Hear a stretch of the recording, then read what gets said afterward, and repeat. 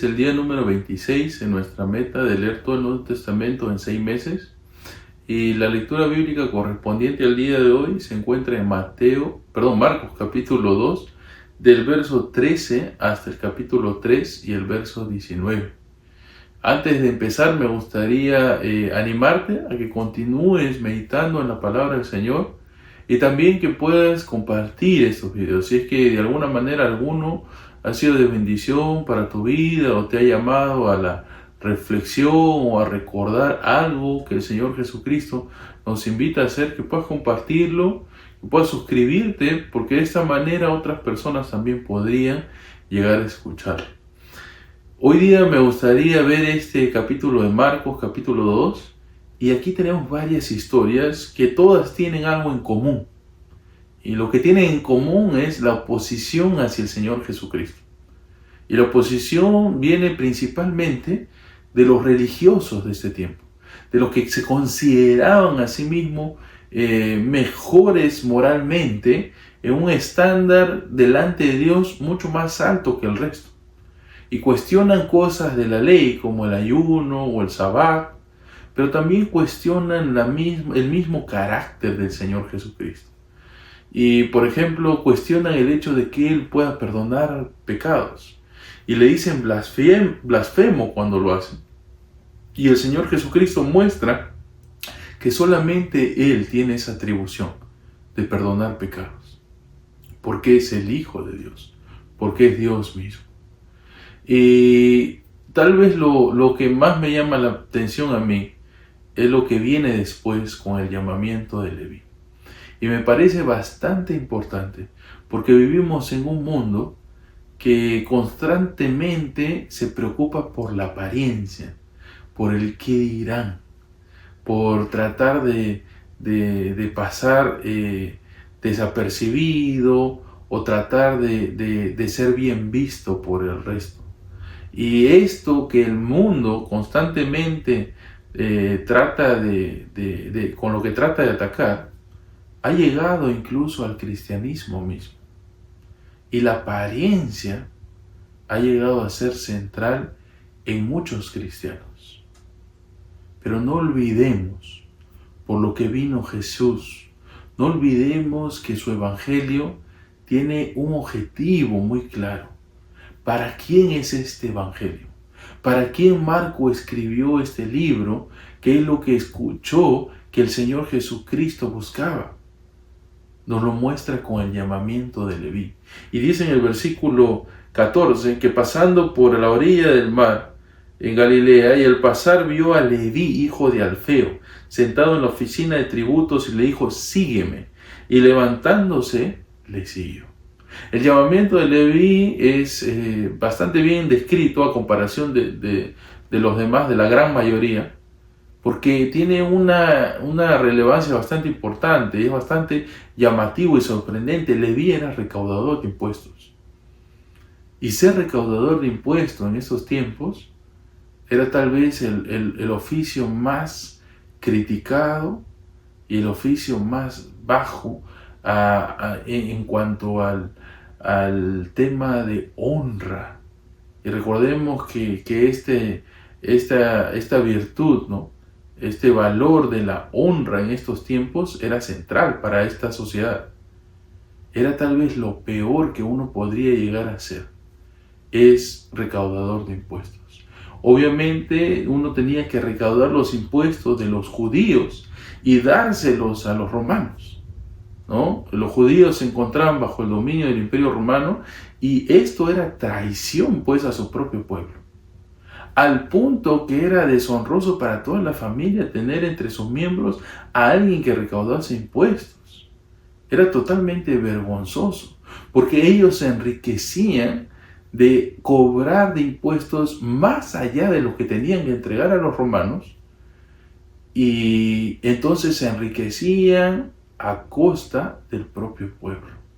Era una traición no solamente porque se quitaba, ¿no?, el dinero del pueblo judío para dárselo a los romanos, sino que ellos mismos se enriquecían a costa del pueblo judío. A tal punto que incluso eran excluidos de las sinagogas. y eran considerados pues moralmente en una posición muy, muy baja. Da la coincidencia que, como sabemos, no es cuestión del azar, que el Señor llama a Leví. Y la razón por la que lo llama es para enseñarnos y recordarnos por qué o para quién es este evangelio. ¿Por qué vino a predicar y para quiénes vino a predicar? Y dice en el versículo 15, y sucedió que estando juntos, sentados a la mesa, el Señor Jesucristo en la casa de Leví, muchos recaudadores de impuestos y pecadores estaban comiendo con Jesús y sus discípulos, porque había muchos de ellos que le seguían. El Señor Jesucristo no solamente llama a Leví y lo aparta del resto, y lo excluye, y bueno, dice, este sí me va a seguir. El resto, como no sé si me va a seguir, bueno, vamos a excluirlo a él del grupo y como que la salvación es para él y el resto lo dejamos a un lado. No, el Señor Jesucristo va a la casa de Leví y come con los amigos que eran recaudadores de impuestos de Leví y con los pecadores, que prácticamente era la misma categoría o sinónimos. Esta situación es escandalosa para los religiosos de ese tiempo. ¿Cómo es posible que el Señor Jesucristo coma con recaudadores de impuestos y con pecadores? Sabemos que Leví sigue al Señor Jesucristo, pero no sabemos nada de sus amigos que tenían el mismo oficio o sus otros amigos que acá son descritos como pecadores. No sabemos nada de ellos. Es muy probable que no todos ellos siguieran al Señor Jesucristo, si es que alguno lo hizo. Y sin embargo, se encuentra ahí el Señor Jesucristo compartiendo con ellos. Los fariseos no lo toleran y empiezan a recriminar a sus discípulos diciéndoles cómo es posible que su maestro coma con ellos. Al oírlo, el Señor Jesucristo nos dice el versículo 17, les dijo, los que están sanos no tienen necesidad de médico, sino los que están enfermos. No he venido a llamar a justos, sino a pecadores. Hermano, nunca des perdido por alguien. Nunca asumas que el Evangelio es indigno de alguien.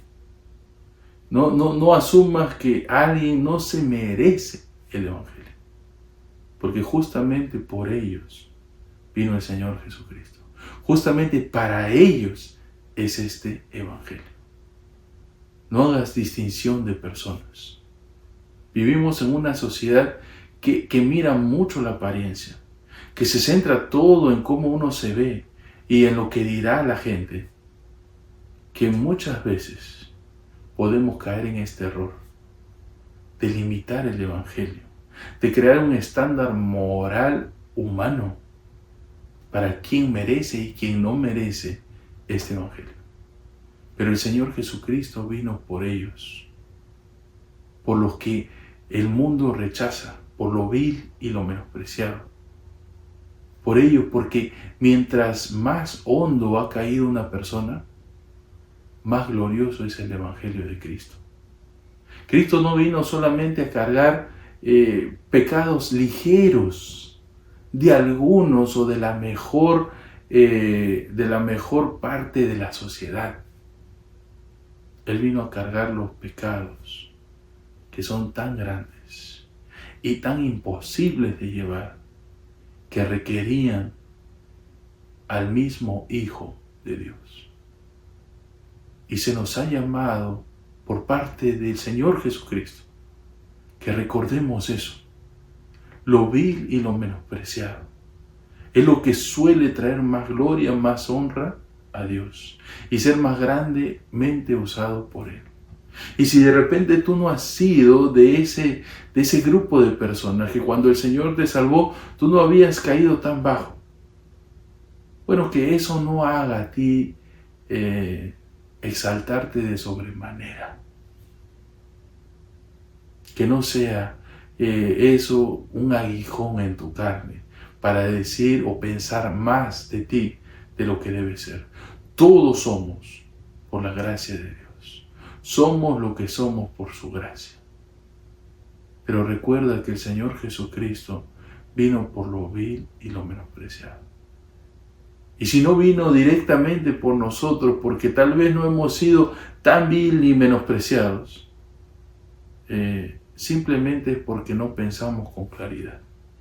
Tal vez tú en tu práctica no has llegado tan hondo, pero si pones a escarbar un poco en tu mente, tal vez recuerdes que con tu mente has sido tan profundo en tus maquinaciones y pensamientos que no puede la Biblia equivocarse al decir que todos se desviaron a una, que no hay quien busque a Dios, que Él nos encontró cuando estábamos muertos en nuestros delitos y pecados.